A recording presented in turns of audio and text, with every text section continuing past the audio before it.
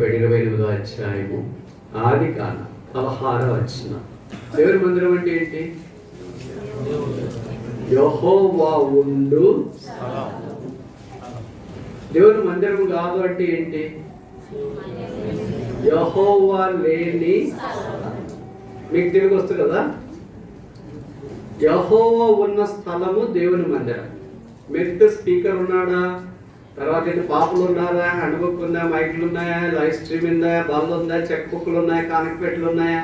తర్వాత ఉందా? Bank account ఉందా? బయట వ్యాన్ ఉందా? భోజనం ఉందా? ఇవన్నీ సెకండరీ, తర్వాత సంగతి. మొదట యెహోవా ఉన్నాడా? If God is not there, it is no longer the house of the Lord. దేవుడు ఉంటే అదే దేవుని మందిరం. ఆ మందిరం మొట్టమొదటి దేవుని మందిరం ఎంతమంది ఉన్నారు మనుషులు? ఒక్కడే. ఎంత ఆశ్చర్యకరం కదా ఇది. దేవుడు ఒక మనిషి కొరకు వస్తాడా? మేము స్పీకర్ వాళ్ళండి ఎంతమంది ఉన్నారు, ఎంతమంది గ్యాదర్ అవుతారు అని మేము అడుగుతుంటే వాళ్ళే చెప్తుంటారు మాకు బ్రీఫింగ్ బ్రదర్. సుమారు 300 మంది దాకా వస్తారు బ్రదర్. మంచి పొట్టేళ్ళకి వస్తాం కదా, ఫ్లైట్ టికెట్ పెడతాం కదా, అన్నీ మొదటి మాకు ఎక్సైట్మెంట్గా చెప్తా ఉంటారు. మేము ఇవన్నీ 30 ఏళ్ళుగా అనుభవించినాం కదా, కొత్తగా అనుభవించేది ఏముంది? ఫ్లైట్ టికెట్లు, తర్వాత ఏంటి యాటలు వేయడము, ఇవన్నీ ఏముంది? అది కాదు బ్రదర్ విషయం ఏంటి? Is there God. అక్కడ దేవుడు ఉన్నాడు. కనుక బలిపీఠం అన్నా, గుడారం అన్నా, మందిరం అన్నా, సమాజ మందిరం అన్నా, సంఘం అన్నా, పరిశుద్ధ పట్టణం అన్నా, సియోన్ అన్నా, మూలమైన ప్రాథమిక సందేశం ఏంటంటే ఈజ్ దేర్ గాడ్. అక్కడ దేవుడు ఉన్నాడా? దేవుడు ఉంటే అదే బలిపీఠం, దేవుడు ఉంటే అదే ప్రత్యక్ష గుడారం, దేవుడు ఉంటే అదే దేవుని మందిరం, దేవుడు ఉంటే అదే సమాజ మందిరం, దేవుడు ఉంటే అదే కొత్త నిబంధనలోని దేవుని సంఘం. ఈ దేవుని మందిరం అనే పదమే తీసి అపోస్తలుడైన పౌలు తిమోతికి రాసిన మొదటి పత్రిక 3వ అధ్యాయం 15వ వచనం, జీవము గల దేవుని సంఘము అనగా, దేవుని మందిరము అనగా జీవము గల దేవుని సంఘము. కనుక దేవుని మందిరము అని అంటే ఏంటో మనము నిర్వచనం కొరకు గూగుల్ ఎత్తుకాల్సిన పని లేదు. అన్నింటిలో గూగుల్కి జవాబు ఉండకపోవచ్చు, కానీ బైబిల్ అన్నిటికీ జవాబు. దేవుని మందిరం అనగా జీవము గల దేవుని సంఘం. కనుక మొదట మనం ప్రాథమికంగా జ్ఞాపకం చేసుకోవాల్సింది ఏంటంటే, యేసుక్రీస్తు ప్రభువుని ఎరిగిన వారంతా చేరి వచ్చి యేసు ప్రభు నామమున ఆరాధించే స్థలమే జీవము గల దేవుని సంఘము. వాడే దేవుని యొక్క సంఘం. వారు లేకుండా ఆ స్థలానికి ఉపయోగం లేదు. ఇంకా ఈ ఉదయకాలం యేసు ప్రభుని ఎరగకుండా ఉంటే, పాపక్షమాపణ పొందకుండా, మానమనసు పొందకుండా ఉంటే, మరలా మేము జ్ఞాపకం చేస్తున్నాం, దేవుడిని ప్రేమిస్తున్నాడు, దేవుడు నీతో నివాసం చేయాలని కోరుతున్నాడు, దేవుడు నీ హృదయంలో ప్రవేశించాలని కోరుతున్నాడు, నీ జీవితాన్ని మార్చాలని కోరుతున్నాడు, నీ హృదయాన్ని కడిగి శుద్ధీకరించి పరిశుద్ధపరచు మారు మనసు నీకు అనుగ్రహించి చెప్పనశక్యమైన మహిమయుక్తమైన సంతోషం నీ హృదయంలో దావానంలో వ్యాపించేటట్టు చేసి నిన్ను శాశ్వత శోభాక్షేమగాను భౌతికంలో సంతోష కారణముగాను చేసి నేను ఆశీర్వాదకరంగా దేవుడు చేయాలని ఉద్దేశం. ఇవన్నీ నువ్వు కాదని కాలరాసి నీకు నీవే నీ పాపంలోనే కొనసాగుతూ, పాపంలోనే జీవిస్తూ, పాపమే మనుషుడు ప్రాయంగా తాగుతూ, గాలి ఇచ్చినట్టు పిలుస్తూ, ఈ లోకంలో ఇదే పాపమే పరాకాష్టాలుగా నమ్ముకొని యాత్రను కొనసాగిస్తూ ఉంటే, ఓ ఆన్లైన్లో నిల్చున్నా, ఇక్కడికి వచ్చిన మీరు విశ్వాసం పిల్లలే కావచ్చు, మీ అమ్మగారు నాన్నగారు ఎల్డర్సే కావచ్చు, షాపులే కావచ్చు, బోధకులే కావచ్చు, కాపర్లే కావచ్చు, సండే క్లాస్ టీచర్సే కావచ్చు, యూత్ లీడర్సే కావచ్చు, వాళ్ళు ఎవరైనా కావచ్చు. విశాలకరమైన సంగతి ఏంటంటే, ఇలాంటి వాళ్ళ పిల్లలు ఈ దినాన్ని ప్రభువుని అంగీకరించట్లేదు. మందిరానికి వస్తున్నారు, మతం బాగుంది, ముసుగు కప్పుకొని ఉన్నారు, మంచి పేరుంది, అన్నీ ఉన్నాయి, కానీ హృదయంతరంగంలో రక్షణ క్రీస్తు లేదు. కనుక ఆ హృదయం దేవుని మందిరం కాదు, ఆ వ్యక్తి దేవుని మందిరం కాదు. He can never be the house of God. He can never be the presence of God. He can never harbor the presence of God. He is no longer in the center of the God's plan anyway. దేవుని యొక్క ప్రణాళికలో నుండి నువ్వు దూరంగా వెళ్ళిపోవడం అనేది ఎంత విషాదకరమైన సంగతి. దైవాత్మ సంబోధుడు అయిన నిన్ను దేవుడు ఆశీర్వాదకరంగా చేయాలని కోరితే, ఆ దైవాత్మ నువ్వు కాదని కలిగిపోవటానికి ప్రయత్నించేది. ఈ మధ్యాహ్నం ప్రభువైన యేసునందు విశ్వాసం ఉంచు. యేసు రక్తం ప్రతి పాపం నుండి మనల్ని కడిగి పవిత్రులుగా వచ్చి ప్రభువైన యేసునందు విశ్వాసం ఉంచడం ద్వారా పాపక్షమాపణ మారుమనసు మనిషి పొందడానికి వీలవుతుంది. యేసే రక్షకుడు, యేసు జీవితాన్ని మార్చగలవాడు. యేసు ప్రభు జీవితాన్ని అప్పగించుకొని చూడు, అప్పుడే వార్షికోత్సవం సార్థకం అవుతుంది. అదే నీవే రక్షించబడకపోతే ఇదంతా బహుశా నిరుపయోగమేమో. దీనంతటికంటే మించి యేసు ప్రభువు నీ కొరకు శిలువలో చిందించిన రక్తము నీకు నిరక్తకమైనదిగా నువ్వు ఎంచుతున్నావు. దేవుని అనుగ్రహైశ్వర్య మారుమనసు పొందుటకు నేను ప్రేరేపించు, ఎరగక ఆయన సహనాన్ని తిరిగి శాంతాన్ని దృఢీకరించడానికి ధైర్యం చేయద్దు. ఎవరి యేసునందు విశ్వాసం ఉంచును, అప్పుడు దేవుని ఇంటి వాళ్ళు రక్షణ పొందు. ఇప్పుడు రక్షణ పొందిన వారు దేవుని యొక్క సంఘముగా, దేవుని మందిరముగా చేయబడతారు. దేవుని మందిరము దేవుని మహిమను తీసుకొని వచ్చి, ఆ మహిమను తీసుకురావడానికి బట్టి మందిరం ఉంటుంటే కుదరదు. దేవుడికి మనుషులు కావాలి, మోషే లాంటి వాళ్ళు కావాలి, మోషేతో కలిసి పనిచేసేవాడు కావాలి. God wants men, woman who can walk to him to bring glory, unleash his glory. ఆయన మందిరములో ఆయన మహిమను ప్రతిబింబింపజేసే మనుషులు దేవుడికి కావాలి. అలాంటి మనుషుడు ఒకళ్ళు మోషే. నిర్గమకాండ మనం చూసాం. మోషే అంటే అర్థము నీడలో నుండి తీయబడిన వాడు అని అర్థం. మొదటిది హెబ్రీ పత్రిక 11వ అధ్యాయం, హెబ్రీ చాప్టర్ 11, హెబ్రీ పత్రిక 11వ అధ్యాయం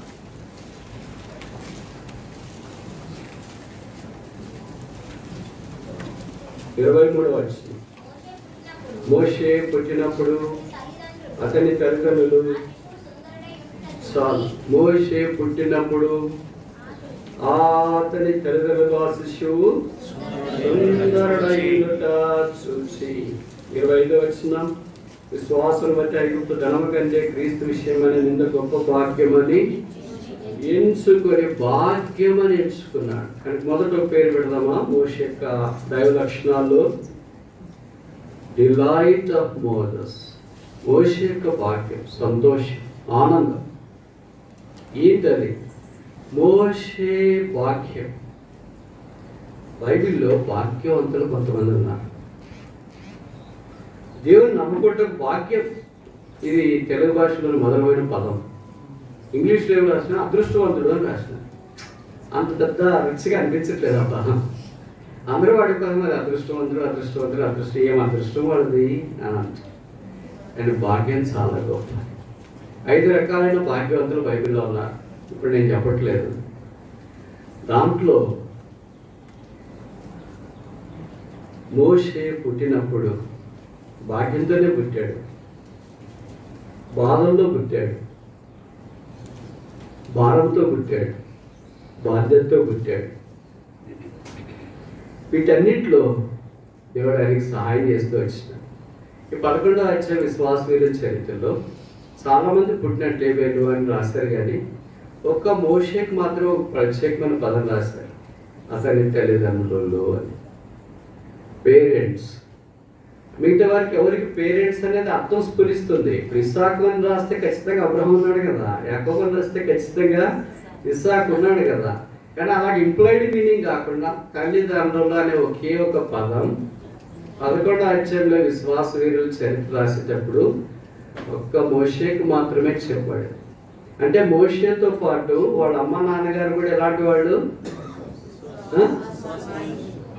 మన మాదిరి విశ్వాసులు కాదు, not simple believers, they are champions of faith. విశ్వాసంలో ఆరితేరినారు, కరుడు కట్టినారు. అందుకని పరిశుద్ధాత్మ దేవుడు వారి ప్రత్యేకంగా రాయించారు. మన పిల్లలు బాగుంటే చాలు అనుకుంటే మన సంగతి ఏంటి? మనం కూడా విశ్వాసమే. విశ్వాసం అంటేనే కష్టంగా ఉంటే ఇంక విశ్వాసం వీళ్ళు అయ్యేది ఎప్పుడు?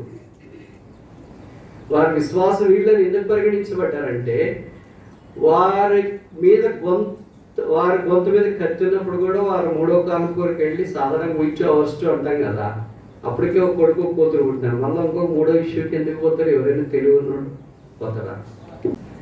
చాలా తెలివి ఉన్నాడు కనుక చాలా దేవుడు ఎంత మంచిగా కొడుకు కూతురు ఇచ్చినాడు, చాలా వీడు చూసుకుంటే చాలా అని అనుకుంటాం.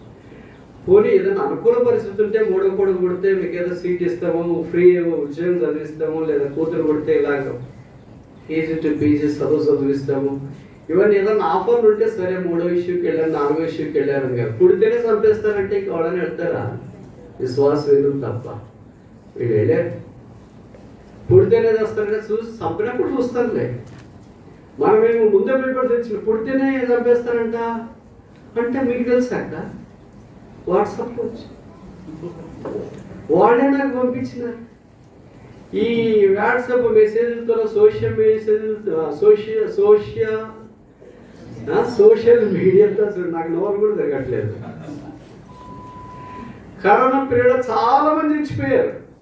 నిజంగా కరోనా వచ్చి కాదు, దాంట్లో ఉన్న చదివి భయపడి మాకు కూడా వస్తుందేమో అని టీవీ చూసి ఆ వార్తలు దాన్ని చూసి భయంతో చచ్చిపోయినారు. బైబిల్లో రాయబడి భయం చేత అనేకులు కూలిరి. భయం చాలా అపాయకరమైంది. కోవిడ్ కంటే డేంజరస్ అది. కానీ నిజమైన విశ్వాసం ఎలాగుంటాడంట? 28వ అధ్యాయము సామెతలు 1వ వచనం, నీతిమంతుడు సింహం వలె ధైర్యముగా ఉండును. ఇప్పుడు సింహానికి వెళ్ళి మనం చెప్పామనుకో కోవిడ్ ఇట్లా వస్తుందంటే ఇట్లా వెళ్తున్నాం ఏంటి మాస్క్ పెట్టుకోకుండా అటు ఇటు అడ్డంగాని ఎలా మాట్లాడుతుందో సింహం. ఒకసారి మనల్ని మనం అలా పిక్చరైజ్ చేసుకోవాలా. ఇది ఎవరు సింపుల్ రాసింది కాదు. దయచేసి 6000 సంవత్సరాల మానవ చరిత్రలో గొప్ప జ్ఞాని రాసిన మాట ఇది. ఆయన సింహం కాకపోయినా సింహం వల్ల జీవించాడు. సింహం కడుపులో నుండి వచ్చినాడు. ఆయనే దావీదు కడుపులో నుండి వచ్చినాడు కదా సొలొమోను. సామెతలు 28 ఆయనే రాసినాడు. మీకు తెలుసు తెలీదు, ఈ సింహాల బొమ్మలన్నీ ఎక్కడి నుండి వచ్చాయంటే సొలొమోను నుండే వచ్చినాయి. సొలొమోను సింహాసనం తయారు చేసుకున్నప్పుడు ఏనుగు దంతాలతో ఈ పక్కన కుడివైపున ఎడం వైపున పైన సింహ బొమ్మలు తయారు చేయించినాడు. దాన్ని చూడటానికి షేబా దేశపు రాణి వచ్చింది. ఆమె చూసి even half was not told to me, సగం కూడా నాతో చెప్పలేదని. ఎందుకు సింహ బొమ్మలు తయారు చేసుకున్నాడు? నేను వెళ్ళి చేయించుకోవచ్చుగా, లేకపోతే ఇంకేదో ఒక జంతువు చేయించుకోవచ్చుగా. ఎందుకు సింహం చేయించుకున్నాడు? సింహము యేసుక్రీస్తు ప్రభు వారికి సాదృశ్యం. యూదా గోత్రపు సింహము. ఇదిగో సొలొమోను కంటే గొప్పవాడు ఇక్కడ. ప్రజలు సొలొమోను సమక్షంలోనికి వచ్చినప్పుడు సొలొమోను చూడక మునిపి ఏం చూస్తున్నారు? పెద్ద సింహాసనంలో సింహాలు చూస్తున్నారు. వాళ్ళ మధ్యలో వాళ్ళకి అలాగబడిపోలు ఏమంటే మనం కూడా సింహములే. సొలొమోను సింహాసనం ఆసీనుడు అయినాడు కనుక సింహం పిల్లల్ని కంటాయి. మనం కూడా అలాగే ఉండాలా అని. వీళ్ళు చాలా మందికి పరిచయం అనుకుంటే చాలా సున్నితమైన విషయము, కానీ అందరికీ తెలుసు కనుక పబ్లిక్ గానే నేను చెప్తున్నా. నాకు తెలిసేది కదా మొదట్లో, కొంతకాలం అయిపోయిన తర్వాత తెలిసింది. కొత్తగా పెళ్ళైన వాళ్ళు వాళ్ళ పడగదిలో పెద్ద పోస్టర్ తగ్గించుకొని ఉంటారు. ఓ చిన్న పిల్లాడు లేచి ఇట్లే ఉన్నట్లు నవ్వుతున్నట్లు, బోర్లో వాడు నవ్వుతున్నట్లు, బ్రెడ్ తీసుకుంటున్నట్లు చాలా వీళ్ళలో చూసిన అనుమానం వచ్చింది నాకు. ఏదో కాక నేను చాలా స్థలాలకు వెళ్ళాను. కొత్తగా పెళ్ళైన వాళ్ళు బెడ్రూమ్ ఇటువంటి పోస్టర్ తగ్గించుకొని ఉంటారు. ఎందుకు అని అంటే అంత పెద్ద కథలే చెప్పండి, నాకు కూడా అవసరమే కదా. అది బహుశా యాపంతో నేర్చుకున్నారేమో వాళ్ళు. ఏం లేదు, గర్భవతి అయిపోయిన తర్వాత పిక్చర్ చూస్తే వాళ్ళ గర్భంలో ఏర్పడే శిశువు కూడా అలాగే అందంగా ముసిముసి నవ్వులతో, చిరునవ్వులతో, గుడ్డి చేతులతో, గుడ్డి కాళ్ళతో లేచి నిలబడి సంతోషంగా ఉంటాడు. అది చూస్తూనే ఉంటే బహుశా వాళ్ళ పిండంలో ఆ మార్పులు జరుగుతాయి. ఏదో అంతా చెప్తారు సైన్స్, దానికి ఏమేమి లింకులున్నా నాకు తెలియదు, అది ఇదో మొత్తానికి ఏం చెప్పారు. సో అది బైబిల్లోనే మనకు యాకోబు ప్లాన్ చేసాడు కదా.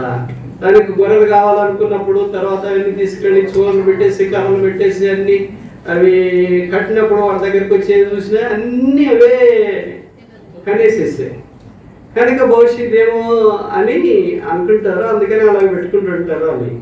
అప్పుడు నేను చెప్పాను, నేను మీతో చెప్పను కానీ మామూలుగా చెప్పేస్తాను అని చెప్పిన. ఏంటి బ్రదర్ చెప్పాడు అన్నాడు. ఇవన్నీ చెప్తారు కదా అంటే అట్లా చూస్తే అలాగే పెడతారు అని. బట్ నాకు తెలిసి నా అనాలిసిస్ ప్రకారం మొదటి కొడుకు కూతురు కానీ అంత యాక్టివ్ ఉండాలి కదా, ఉండాలా లేదా? కానీ నా అనాలిసిస్ ప్రకారం ఎక్కడ మొదటి వాళ్ళు అంత యాక్టివ్ ఉండరు. రెండో వాడు మూడో వాళ్ళు ఫుల్ యాక్టివ్. పొయ్యిలో పెడితే పెరుగులో వెళ్తాడు, పెరుగులో పెడితే పొయ్యిలో వెళ్తాడు. కూతురైనా కొడుకైనా వాళ్ళ తల్లిదండ్రులు హైపర్ యాక్టివ్ బ్రదర్ వీడు ప్రార్థన చేయడం ఎత్తుకొని తీసుకొని వస్తూ ఉంటారు. మొదటి వాడు ఎక్కడ కూడా వాళ్ళని అడగాలి. వాడి టేబుల్ ఎత్తు కూడా ఉన్నాడు. వాళ్ళ నంబర్ ఎత్తరా? వాళ్ళ నంబర్ ఆంటీదే అంటుందే. అన్నీ వాళ్ళే కంట్రోల్ చేస్తారు. అన్నీ ఫోటో చేయాలన్నా, స్కాన్ చేయాలన్నా, ఏం పంపించాలన్నా తల్లిదండ్రులు వాళ్ళు ఏదంటే ఎలాగుంటారంటే ఇల్లిటరేట్స్, చదివే లేదు, పాపం రిటైర్డ్ అయిపోయి ఎలక్ట్రికల్ వచ్చి కూర్చున్నా కూడా ఆ కంప్యూటర్ లిటరేచర్ తర్వాత స్మార్ట్ ఫోన్ లేదంటే ఆ పిల్లలు ఎదుట వీళ్ళు ఎంత అమాయకంగా అనిపిస్తారు తెలిసిన. స్కూల్లో అప్పుడప్పుడే తీసుకుని పలక నుంచి ఆ రాయనేటప్పుడు తల్లిదండ్రులు ఎలాగుంటారో పిల్లలు ఎలాగుంటారో తల్లిదండ్రులు కూడా అలాగే ఉంటారు. ఇప్పుడు ఏమైంది మరి అది? సొలొమోను ఎందుకు సింహాలు అలాగే పెట్టారంటే వచ్చిన ప్రజలందరికీ ముద్ర. మరి పోస్టర్ ఎలాగ పెట్టారు, ఇంట్లో పెట్టుకుంటారు కదా, ఇలా ఉండాలి, నా కొడుకు పుడితే కూతురు పుడితే ఇలా ఉండాలని పెట్టుకుంటారే, అలాగే ఇది సొలొమోన్ కాన్సెప్ట్. యాకోబుతో నుండి సొలొమోన్ తీసుకున్నాడు, అంత డిఎన్ఏ కదా ఉంటే. అందుకని నా సింహాసనం దగ్గరకు వచ్చి నా సింహాసనం చూసినప్పుడు సింహం చూస్తే ప్రజలకు ఏం గుర్తు రావాలా? మా రాజు సింహం లాంటి వాడు, మా పరిపాలన కూడా భవిష్యత్ అలాగే ఉంటారు, మా నాయకుడు అలాంటి వాడే అనేది వారికి గుర్తు రావాలి. అలెగ్జాండర్ ద గ్రేట్ ఒక సామెత చెప్పినాడు, అది మీలో చాలా మందికి తెలియదు అనుకుంటా. ఆయన ఇలాగన్నాడు, I am not afraid of the group of lions led by a sheep, but I am afraid of a group of lambs or a sheep led by a lion. ఒకసారి చెప్పనా? సింహముల గుంపును గొర్రెలు నడిపిస్తూ ఉంటే నాకేం భయం లేదు, గొర్రెల గుంపును సింహం నడిపిస్తుంటే నాకు దట్ సింహము యేసుక్రీస్తు ప్రభువే, దట్ గొర్రెలు యేసునందు విశ్వాసం ఉంచిన వారే. అంటే అర్థం ఏంటి? Never Lions will be led by sheep.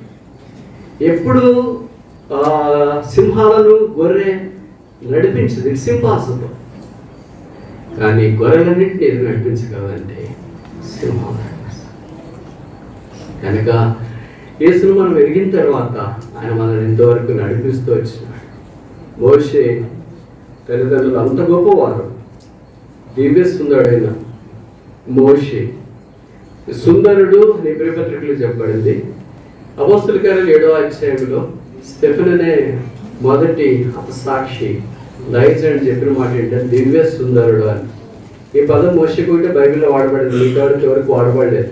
రకరకాల అందరూ అందమైన వాళ్ళని చెప్పబడుతూ వచ్చింది. ఇప్పుడు దానిని చూసి అది లోపము లేని సౌందర్యం కలిగిన వాడు, యోసేపును సౌందర్యం కలిగిన వాడు, దావీదు సౌందర్యం కలిగిన వాడు, ఇలాగంతా గొప్ప సౌందర్యం కలిగిన వారు అని చెప్పారు. కానీ ఈ పదము దివ్య సుందరుడు తెలుగులో, ఇంగ్లీష్లో అంత బాగలేదు. ఇది ఇంగ్లీష్లో ఎలాగుంది? ప్రాపర్ చైల్డ్ అని, అంటే సరైన పిల్లోడు అని.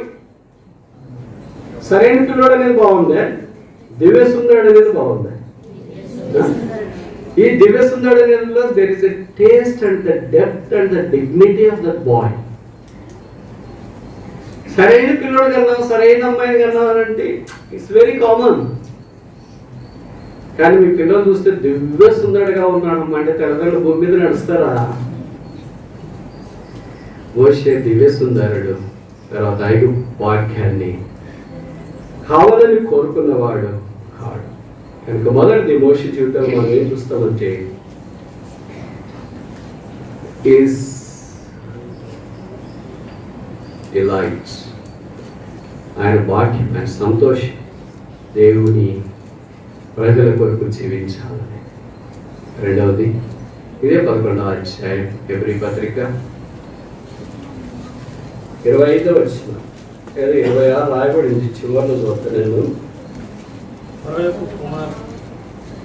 దేవుని ప్రజలతో శ్రమ అనుభవించడం మేలని డిజర్వ్మెంట్ ఆఫ్ మోసెస్. యోచించుట, మనం ఏం యోచిస్తామంటే ఏది చెడ్డదో అది మంచిదిగా యోచిస్తాం, ఏది మంచిదో చెడ్డదిగా యోచిస్తాం. పగలు రాత్రి అంటాం, రాత్రి పగలు అంటాం, మంచిని చెడు అంటాం, చెడును మంచి అంటాం, ఆత్మీయతను శరీరం అంటాం, శరీరాన్ని ఆత్మీయత అంటాం, భూమిని పరలోకం అంటాం, పరలోకాన్ని భూమిని అంటాం, సూర్యుడిని గ్రహం అంటాం, గ్రహానికి సూర్యుడు అని అంటాం. అది వాస్తవమే కావచ్చు, కానీ ఎలాంటిది? పెద్ద గ్రహము, వెలిగించే గ్రహము, అవసరమైన గ్రహము అని గుర్తించలేకపోవడం చాలా విషాదకరమైన సంగతి. This call డిజర్వ్మెంట్. సొలొమోను వేచిని కలిగిన ఏది మంచి ఏది చెడు, ఏది చీకటి ఏది పగలు, ఏది వెలుగు ఏది వెలుగు కాదు, ఏది మేలు ఏది కీడు, ఏది శ్రమ ఏది సంతోషం, ఇది ఎరిగిన ఒక క్రైస్తవుడే నిజమైన వ్యక్తి. కనుక దీన్ని ఏమంటారంటే జ్ఞానము అంటారు. ఈ విజ్డమ్ అంటే ఇంజిన్ చదువుకోనిది కాదు. తెలివి అంటే ఇంత పుస్తకాలు రాసేది కాదు, ఇంత కంఠవాక్యం పెట్టేది కాదు. అంటే ఇవన్నీ తప్పని నేను చెప్పట్లేదు, ఇవన్నీ అవసరమే. But this not wisdom, this information గూగుల్లో కూడా ఉంది, వికీపీడియా కూడా ఉంది. They are far wiser than all of us కాదంటారా? మరి మనకి వాడికి తేడా ఏంటి? We can make a decision based on the information available with us. మన దగ్గర ఉన్న ఇన్ఫర్మేషన్ ఆధారం చేసుకుని ఇన్నిసార్లు. So based on the information available, we make a right decision. In order to make a right decision, we need the information. ఒక సరైన తీర్మానం చేయడానికి మనకు సమాచారం కావాలి. గూగుల్లో సమాచారం ఉంది, వికీపీడియాలో సమాచారం ఉంది, మీ మొబైల్ స్మార్ట్ ఫోన్లో you have all the information can ever కావు. But there is no illumination. దాంట్లో ఇల్యూమినేషన్ లేదు, వెలుగు లేదు. And this is both information and illumination. ఈ దేవుని వాక్యం సమాచారం ఉంది, వెలుగిస్తుంది. అందుకే బైబిల్లో రాయబడింది, నీ వాక్యం బయలుదేరుతోడనే వెలుగు కలుగును. ఈ వెలుగు చీకట్లో ఉన్న వారికి త్రోవ చూపిస్తుంది. ఇది దైవ వెలుగు. ఈ వెలుగును బట్టి సరైన తీర్మానం చేయడం వీలవుతుంది. ఈ వెలుగు మనకి లేకపోతే సరైన తీర్మానం చేయలేదు. మనం చేసే చాలా తీర్మానాలు, మీరు ఎలాంటి చేస్తారో తెలియదు కానీ నేను చేసే చాలా తీర్మానాల్లో రోజుకి ఎన్నో పొరపాట్లు కనిపిస్తూ ఉంటాయి, ఎన్నో ల్యాప్సెస్ ఉంటాయి, ఎన్నో ఫెయిల్యూర్స్ ఉంటాయి, ఎన్నో షార్ట్ కమింగ్స్ ఉంటాయి. ఈ తీర్మానం చేయకపోతే బాగుండేది, ఈ డెసిషన్ చేయకపోతే బాగుండేది, ఈ మెయిల్ ఇకపోతే బాగుండేది, ఇలాగ జరగకపోతే బాగుండేది. ఇలాంటి so many failures. Making a decision is good, but making the right decision is the best. Making no decision is worst. ఎలాగో తప్పు తీర్మానం చేస్తామని తీర్మానం చేయకపోవడం కూడా ఘోరం. తీర్మానము ఏదో ఒకటి చేస్తాం లేడం పర్వాలేదు, దైవ తీర్మానం చేయట మంచిది. స్లాగ్ మోషే అలాంటి తీర్మానం కూడా చేసి, ప్రతి ఒక్కరి జీవితంలో కొన్నిసార్లు తీర్మానం చేసి దినాలు ఒకటి వస్తాయి. We have to make a right decision.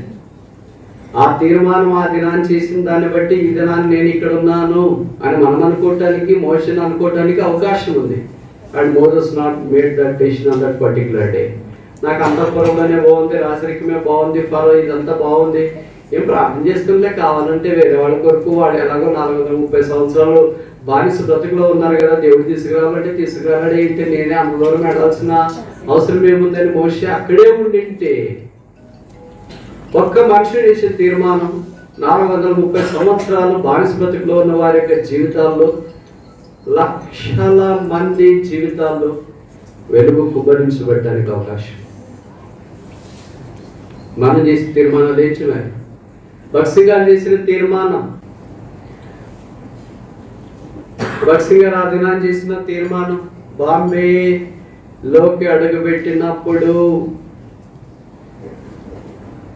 Canada దేశంలో నుండి తల్లిదండ్రులు కావాలా, ప్రభు కావాలా, ఆయన దగ్గర ఉన్న ఒకే ఒక ఆస్తి Bible.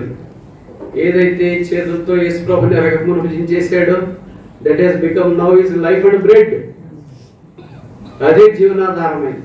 Occasion in our lives to make a spiritual decision, and including myself have failed, and so many of us have failed, and somehow made a strong decision like Moses. మోషే లాంటి వాళ్ళు గొప్ప తీర్మానం చేశారు, అబ్రహాం లాంటి వాళ్ళు గొప్ప తీర్మానం చేశారు, యోసేపు లాంటి వాళ్ళు గొప్ప తీర్మానం చేశారు. మనం చాలా అనుకుంటాం ఏమని, వాళ్ళు చాలా అలాగా ఇలాగా. అన్నిటికీ మూల కారణం ఏంటంటే ద డెసిషన్ దే మేడ్. వాళ్ళు తీర్మానం చేయకపోతే ఆడ దాకా రాలేరు కదా. భక్సింగ్ గారు ఏమైనా చేసిన తీర్మానం, వాళ్ళ అమ్మగారు నాన్నగారు వాళ్ళ నాన్న తలపాగా తీసి, సిక్కులకు తలపాగా అంటే చాలా ప్రియమైంది, పక్క పాదం దగ్గర పెట్టి మా దగ్గరికి రావా. ఇప్పుడు భక్సింగ్ గారు నోట్లో నుండి పెదవుల్లో ఆయన హృదయంలో చేసిందంటే, మా నాన్న అయితే నాకు తలపాగా తీసాడు, నన్ను ప్రేమించిన నా దేవుడు అయితే తన ప్రాణాన్ని నా పట్ల అప్పగించాడు. ఈ స్టర్బన్ greater are the life greater. మా నాన్న యొక్క రుమాలు గొప్పదే, నా ప్రభు యొక్క ప్రాణం గొప్పదే. ఇది కావాలంటే కూడా నా ప్రభు నా కొరకు కాచిన రక్త పూజ గొప్పది. అని వాళ్ళ నాన్న తలపాగా కంటే ప్రభు యొక్క ఆ కలువరి త్యాగాన్ని జ్ఞాపకం చేసుకొని ఇదే బైబిల్ చేతిలో పట్టుకోవాలి సామాన్యంగా తిరిగి వచ్చి భవిష్యత్ ఇలా ఉంటుందని దేవుడు ముందుటే బ్లూ ప్రింట్ ఇస్తే తీర్మానం చేయడం గొప్ప సంగతి కాదు. ఏ బ్లూ ప్రింట్ లేనప్పుడు, చీకట్లో అడుగుపెట్టేటప్పుడు, నిరీక్షణకు ఆధారం లేనప్పుడు అడుగుపెట్టేటప్పుడు మోషే గొప్ప నాయకుడు అయిపోతాడు. 5 పుస్తకాలు మొదటి బైబిల్లో రాస్తాడు. దేవుడి తర్వాత పాత నిబంధనలో విశ్వాసులైన వారికి లేదా ఇశ్రాయేలు చాలా గొప్ప నాయకుడు అవుతాడని ఆ దినాల్లో తెలిసింటే మోషే తీర్మానం చేసినాడంటే అర్థం ఉంది. Not even an inch and iota of his greatest spiritual realm would be known to the people of Israel on that day when he denounced the wealth of Egypt.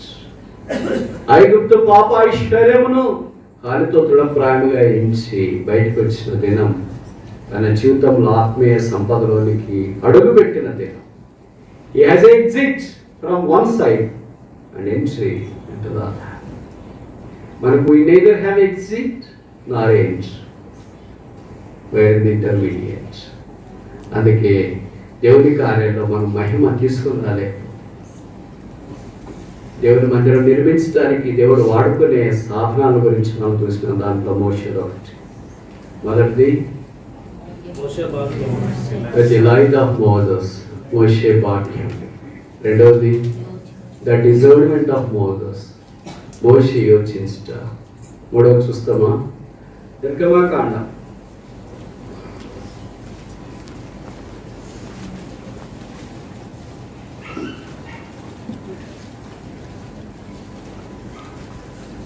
32వ అధ్యాయం 26. నిర్గమ 32:26.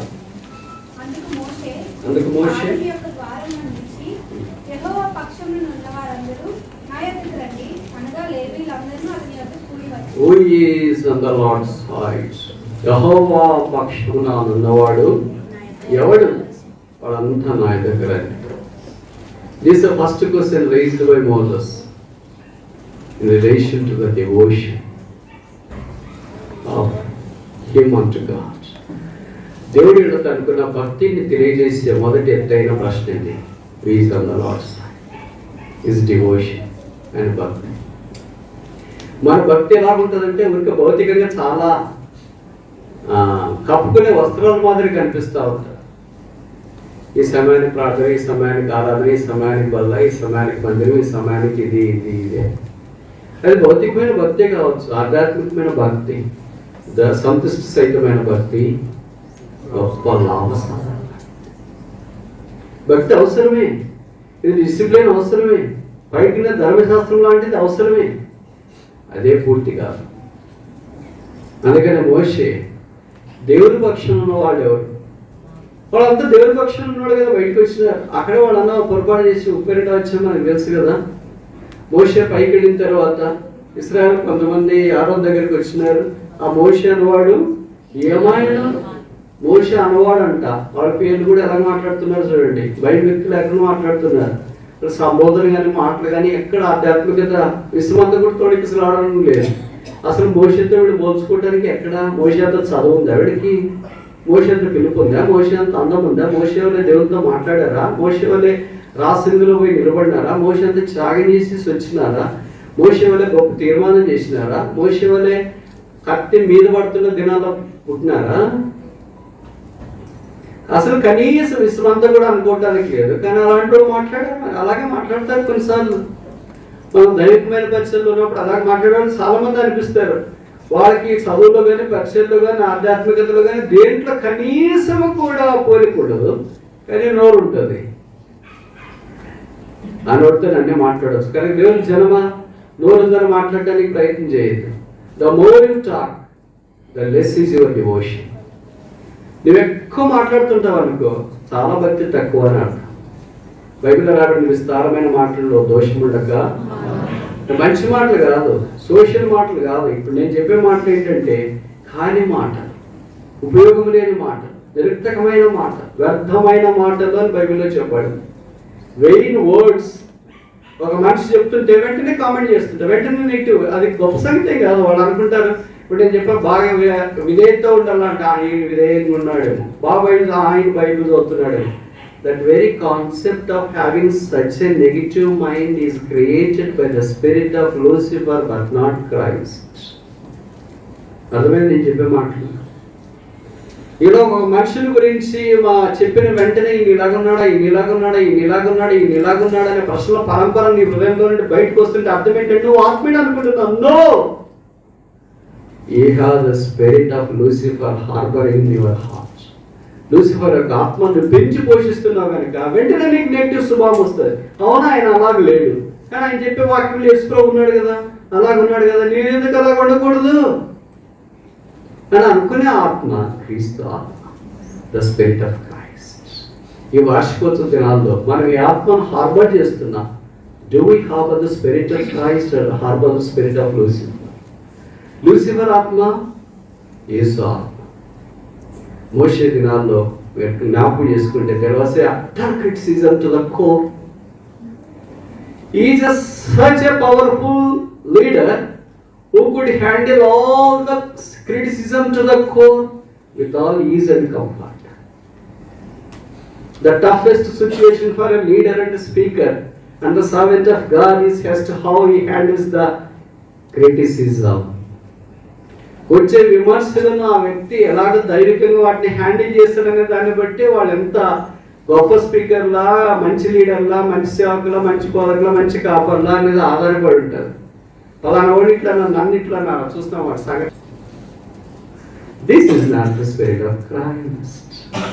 మోషే అలాగ అనుకోలేదు. ఎవడు ఇలాగ అన్నారంట, నేను పైకి వెళ్ళిపోతే ఎవడు మోషే ఏమైనా ఎవడు రానింది రండి అంటే డబ్బుకి సెట్ అయిపోతే ఎవరు మోషే దగ్గరికి వచ్చి నిలబడేవాళ్ళు ఉండరు కూడా. కానీ మోషే అలాగ అనలేదు. అప్పుడే జరగవలసిన నష్టం అంతా మనకి జరిగిపోయిందని తెలుసు కదా. అహరోను అన్నాడు, మీ దగ్గర ఉన్న బంగారం అంతా తీసుకురండి అని. దేవుడి దగ్గరికి తీసుకురావడానికి చేతులు రావు, దూడం చేయడానికి ఎలా తీసుకెళ్ళారండి బైబిల్లో రాశారు. వాళ్ళ కౌంట్లో మిమ్మల్ని అన్ని తీసేసి నిలువు దోపిడీ చేసుకున్నారు. అబ్బా, ఎంత భక్తులు చూడండి వాళ్ళు దేనికి చేస్తారు తెలుసు కదా. దానికి దేవుడు నాకు చాలా ఆశ్చర్యం ఇస్తుంది. దైవ కార్యక్రమాల కొరకు నిలువు దోపిడీ చేయడానికి మనుషులకు ఇష్టం ఉండదు, కానీ దైవ కార్యక్రమం కాని దాని కొరకు నిలువు దోపిడీ చేసుకుని వచ్చిన ఎంత బంగారం అయిపోయిందంటే చాలా టూ మచ్ బంగారం అయిపోయింది. దాని తర్వాత మోళ్ళు చేసినారు, దూడ చేసినారు, తర్వాత దాని చుట్టూ తినటానికి, తాగటానికి, కూర్చుని ఆడటానికి లేచింది. బైబిల్ సెలవిస్తుంది, దేవన్నేకే దిగంబర్లు. పప్పు మొదట ఎక్కడ హైదరాబాద్, బెంగళూరులో, వైజాగ్లో కాదు వచ్చింది, ఇక్కడే వచ్చింది. పప్పు పోయి చెడిపోయింది నిన్నమన్నా కాదు, ఆ రోజు చెడిపోయింది. దేవాన్నేకే.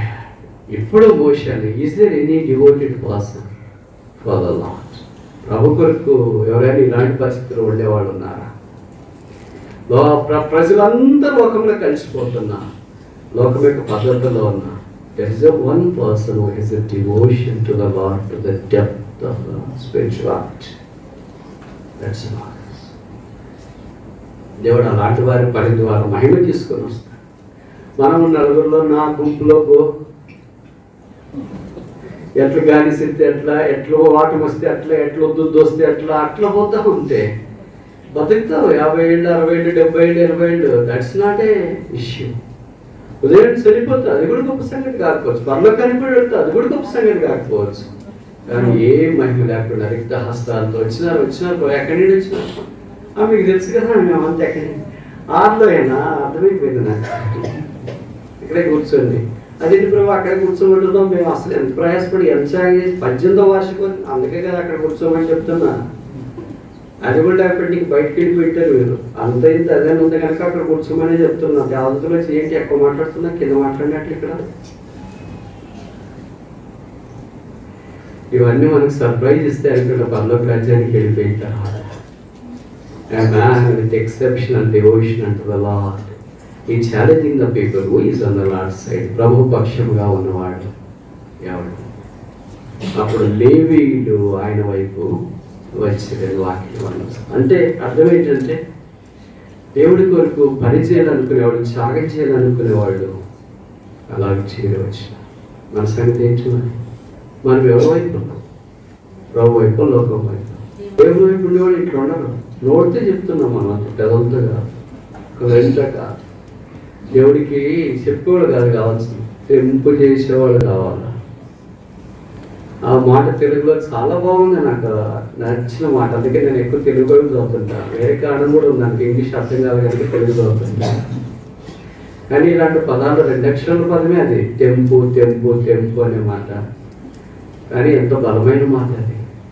వాడు ప్రాణాలు సైతం తెగించిరి వాకిలా అటు వారికి లోకం ఏమైనది తెంపు చేసేవాడు ప్రభు. 3 విషయాలు మనం మోషే గురించి చూసినాం కదా. మొదటిది ఏంటి? హిస్ డిలైట్, మోషే వాక్యం. రెండవది హిస్ డిజర్న్మెంట్, ఆయన యోచన.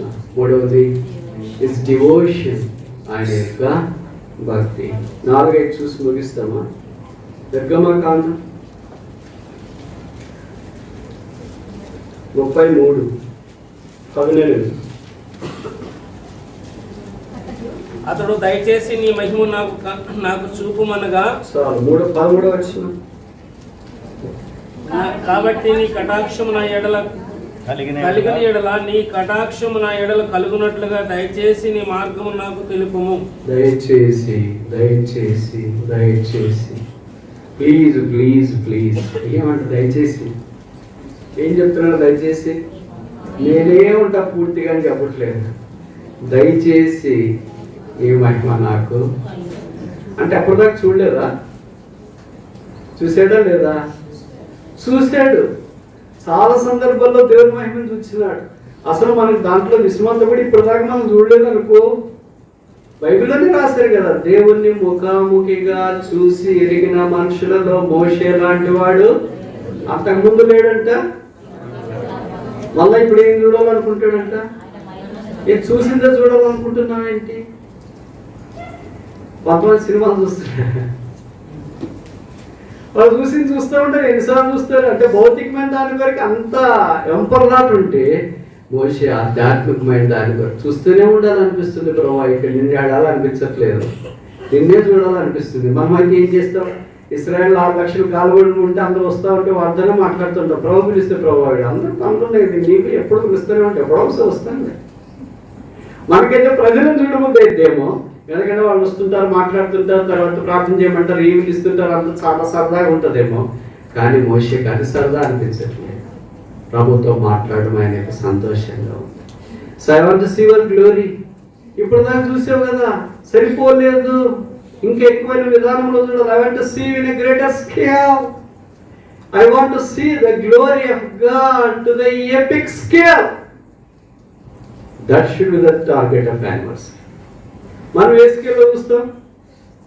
అసలు స్కేల్ ఉంటే కదా చుట్టాలి. యేసు ప్రభు యొక్క మహిమను శిలువ దగ్గరికి వచ్చిన వాళ్ళు బిగినింగ్ ఆఫ్ ద స్కేల్ 0 నుండి 1, 2, 3, 4 ఇంచులు అక్కడ స్టార్ట్ అయితే పునరుత్థానం అంటే 2వ ఇంచు అనుకోండి, ఆరోహణం అంటే 3వ ఇంచు అనుకోండి, ఆ తర్వాత ప్రభు ఆసీనుడైన పల్లకంలో అంటే 5వ ఇంచు అనుకోండి. ఇలా epic scale, the scale that can never be measured, the centre of his glory. అందుకని మీకు పరిచయం అనుకుంటా, మత్తయి 17 యేసు ప్రభు వారు 3 శిష్యులు తీసుకొని కొండ మీదకి వెళ్ళి వారి ఎదుట రూపాంతరం పొందినాడు. ఏ చాకలి సర్వ్ చేయలేనంత శుభ్రంగా ఆయన వస్త్రాలు చేయబడ్డాయి, ఆయన ముఖము ప్రకాశమానంగా ఉంది. బైబిల్లో రాయబడింది, అక్కడ మోషేయు ఏలియాలు యేసుతో కూడా ఉండేది. What a phenomenal grace. ఎంతో మంది ఉన్నారు కదా, అబ్రహాం ఉన్నట్లు అక్కడ లేడు, ఇస్సాకు ఉన్నట్లు లేడు, యాకోబు ఉన్నట్లు లేడు, తర్వాత మిగతా ఎంతో బోధకులు ప్రవక్తలు ఉన్నట్లు మనకు అనిపించదు. But Moses found the place they. మనకు కూడా అలాగుంటే ఎలాగుంటుంది? ఎప్పుడైనా ఇలాగా దైవికమైన కార్యక్రమాలు ఆలోచనలు వచ్చినాయి, బహుశా ఇలాంటి కోరిక, ఆశ, ప్రార్థన బహు అరుదుగా మనలో పుట్టుతుందంటే తప్ప కాదేమో, అసలు పుట్టలేదంటేనే కరెక్ట్ ఏమో. కానీ మోషే మనసంతా, మదంతా, హృదయం అంతా, జీవితం అంతా ఒకటే ఆశ. Want to see him and his glory in a scale. ప్రభువును ఆయన మహిమను పరిపూర్ణమైన పతాక స్థాయిలో నేను చూడాలని కోరుతాను. అది నా ఆశ. దేవుడు ఆశను ఒగ్గు చేయలేదు. ఇలాంటి ఆశకి మనం సైట్ చేస్తుంటాం కదా, కొటేషన్ ఆశ గల ప్రాణం తృప్తిపరుస్తానని చెప్పావు కదా ప్రభువా, ఈరోజు మాంసం తినాలని ఆశ ఉంది, ఇస్తావా లేదా? అది కాదు సైటేషన్. ఇలాంటివన్నీ మనం సైకిల్ చేస్తుంటాం. మా సందేహాలు అయ్యో బ్రదర్ అనుకుంటే నిజంగా ఇచ్చేసాడు బ్రదర్ అని కొంతమంది సాక్షి చెప్తారు. అవన్నీ all cheap things for Christ. క్రీస్తుకి ఇవన్నీ ప్రాణం ఇచ్చినోడికి ఇప్పుడు భోజనం ఇల్లాడా ఏంటి? ప్రాణం ఇచ్చినోడు వస్త్రాలు ఇల్లాడా ఏంటి? ప్రాణం ఇచ్చినోడు ఉద్యోగం ఇల్లాడా ఏంటి? ప్రాణం ఇచ్చినోడు పెళ్లి చేయలేడా ఏంటి? మన దేవుని ఏమనుకున్నావు? ప్రాణం అయితే ఇచ్చినావేమో కానీ ఇవి ఇస్తామో లేదా నమ్మకం. We demerit God, delimit God. దేవుని తక్కువగా అంచనా వేస్తావు. నువ్వు ప్రాణం ఇచ్చినావేమో కానీ బట్ ఇవి ఇస్తావో లేదో మాకు నమ్మకం కుదరట్లేదు. ఎందుకు కుదరట్లేదు? నమ్మకమే లేదు. ముగించక మనం బయట దాకా చూస్తామా? నిర్గమకాండం 40:33. మరియు అందులో మందిరమునకును బలిపీఠమునకును చుట్టూ ఆవరణను ఏర్పరిచి ఆవరణకు ద్వారపు తెరను వేసెను. అలాగున మోసే పని సంపూర్తి చేసెను. మోసే పని మిగిల్చెను రాడు. మనకైతే ఏం రాసుకోవచ్చు ఇక్కడ? పని అరమేంటే కదా రాసుకోవటానికి. Moses completed his duty. దేవుడు ఆయనకు అప్పగించిన పనిని ముగించి God has shouldered duty and each and every believer. ప్రతి విశ్వాస మీద దేవుడు ఒక బాధ్యత అప్పగించాడు. Is a dutiful person. కొంతమంది భౌతికమైన ఉద్యోగం చాలా బాగా చేస్తుంది. నమ్మకం అబ్బా బ్రదర్ ఆయన డ్యూటీలు ఎంత ఫెయిత్ఫుల్. మంచిదే సెక్యులర్ డ్యూటీలో. What ever spiritual duty. అయ్యో రెండు చేసుకోవాలంటే కష్టం బ్రదర్. అయితే వచ్చేది తీసి అయ్యో రెండు చేసుకోవాలంటే కష్టం కదా. అయితే ఒక కాల్ తీసి అయ్యో రెండు చేసుకోవాలంటే కష్టం కదా. అయితే ఇంకేం చేయాలో చెవి తీసి. ఈ శరీరానికి మాత్రం 2 చెవులు కావాలా, 2 కళ్ళు కావాలా, 2 పెదవులు కావాలా, 2 కాళ్ళు కావాలా, 2 కిడ్నీలు కావాలా, 2 చేతులు కావాలా, అన్నీ 2 కావాలా. ఇక్కడ ఆధ్యాత్మికమైన వరంలోకి వచ్చేటప్పటికైతే ఏదో ఒకటి చేస్తాం కదా. చేస్తే ఆత్మీయంగానే ఉంటాం, లేకపోతే లోకంలోనే గడిచిపోయినట్లనే గడిచిపోతాం. లేదు secular or spiritual. We can manage all these 2 things. The line between the spiritual realm and the secular realm is very sensitive and very delicate, and very balanced people can maintain a balance between these two and they are blessed people. మనకున్న ఉద్యోగ బాధ్యతలు, కుటుంబ బాధ్యతలు, మిగతా బాధ్యతలు అన్నీ ఒకవైపు ఉంటాయి. ఆధ్యాత్మికమైన బాధ్యతలు ఎంతో వైపు ఉన్నప్పుడు ఈ రెండింటి మధ్యలో సమతుల్యత పాటించడం కొంతమందికి చేత అవుతుంది. And Moses was one among them and he was a blessed person. Moshe అలాంటి వాళ్ళు గొప్పవాడు. ఎవడు మోషేను ఆశీర్వదించి. మన క్రైస్తవ జీవితంలో దేవుని మహిమ కొరకు నివసించే వ్యక్తిగా ఉండాలంటే 5 ప్రధానమైన సంగతులు మనకు జ్ఞాపకం చేయబడ్డాయి. మొదటి ఏంటి? Delightful man. మోషే యొక్క సంతోషం, భాగ్యం. రెండవది డిజర్వ్మెంట్ ఆఫ్ మోసెస్. మోషే యొక్క వివేచన. మూడవది ద డ్యూటీ, డివోషన్. అంతేనా? మోషే యొక్క భక్తి. నాలుగవది డిజైర్ ఆఫ్ మోసెస్. మోషే యొక్క కోరిక. ఐదవది ఆఖరిది డ్యూటీ ఆఫ్ మోషే. మోషే యొక్క బాధ్యత. మన సంగతి ఎంచుకున్నాను. ఈ 5 విషయాల్లో నేనైతే అన్నింటిలో తక్కువేనా అనుకోండి, మీరైతే అన్నింటిలో కరెక్ట్ ఉంటారు అనుకుంటా. అన్నింటిలో కరెక్ట్ ఉంటే ఈ వాక్యం మీకు కాదు. నా వల్లే అన్నింటిలో తప్పిపోయిన వాళ్ళు ఎవరైనా ఉంటే ఒకరిద్దరు, వారికి వాక్యం. నన్ను పిలిచిన పిలుపు, నా కొరకే చెల్లించిన క్రయము, నా కొరకే కార్చబడుతున్న రక్తం, నా కొరకే చాపబడిన చేతులు, నా కొరకే పర్లోక స్థలములో మెల్కిజెదె క్రమం చొప్పున విజ్ఞాపన చేస్తున్న విజ్ఞాపన ధూమం వ్యర్థమైపోకుండా నేను నీ మహిమ కొరకు ప్రయాసపడినట్టు నన్ను కూడా వాడు